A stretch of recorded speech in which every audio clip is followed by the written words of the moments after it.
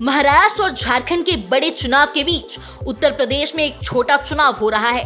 उपचुनाव छोटा इसलिए कह रहे हैं क्योंकि यूपी में 9 सीटों पर उपचुनावों की घोषणा हो चुकी है।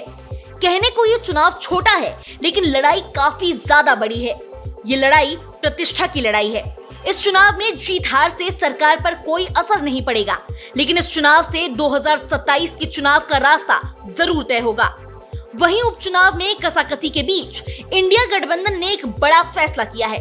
दरअसल सपा अध्यक्ष अखिलेश यादव ने ऐलान किया है कि अब उनकी पार्टी यूपी की सभी 9 सीटों पर उपचुनाव लड़ेगी। हालांकि पहले उन्होंने 2 सीटें कांग्रेस के लिए छोड़ दी थी, लेकिन कांग्रेस और ज्यादा सीटें चाहती थी। अखिलेश यादव ने सभी सीटों पर लड़ने का कारण बताते हुए एक्स पर लिखा, बात सीट की नहीं, बात जीत की है।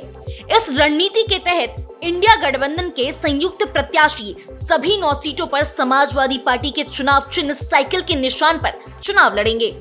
कांग्रेस और समाजवादी पार्टी एक बड़ी जीत के लिए एकजुट होकर कंधे से कंधा मिलाकर साथ खड़ी है। इंडिया गठबंधन इस उपचुनाव से जीत का एक नया अध्याय लिखने जा रही है। कांग्रेस पार्टी के शीर्ष नेतृत्व से लेकर बूथ स्तर तक ये कार्यकर्ताओं के साथ आने से समाजवादी पार्टी की शक्ति कई गुना बढ़ गई है। इस अभूतपूर्व सहयोग और समर्थन से सभी 9 विधानसभा सीटों पर इंडिया गठबंधन का एक एक कार्यकर्ता जीत का संकल्प लेकर नई ऊर्जा से भर गया है। ये देश का संविधान, सौहार्द और पीडीए का मान सम्मान बचाने का चुनाव है।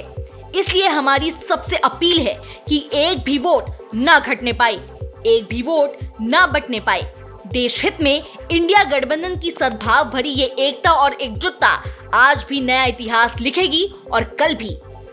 दरअसल कुछ ऐसा ही हुआ था हरियाणा के विधानसभा चुनाव में, जहां अखिलेश यादव ने सपा के प्रत्याशी नहीं देते हुए इंडिया गठबंधन में कांग्रेस को समर्थन देने का ऐलान किया था।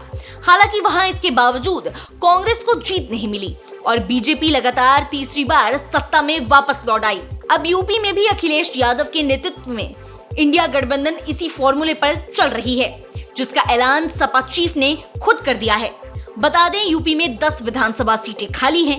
यहाँ अभी कुल 9 सीटों पर उपचुनाव होने जा रहे हैं। इनमें मैनपुरी की करहल सीट, कानपुर की सीसामऊ सीट, प्रयागराज की फूलपुर, अंबेडकर नगर की कठेरी, मिर्जापुर की मंझवा, अयोध्या की मिल्कीपुर, गाजियाबाद की सदर, अलीगढ़ की खैर, मुजफ्फरनगर की मीरापुर और मुरादाबाद की कुंदर की सीट शामिल है। अभी मिल्कीपुर सीट पर चुनाव की तारीख का ऐलान नहीं हुआ है। चुनाव में 13 नवंबर को वोट डाले जाएंगे। इन सभी वोटों पर नतीजों की घोषणा 23 नवंबर को होगी।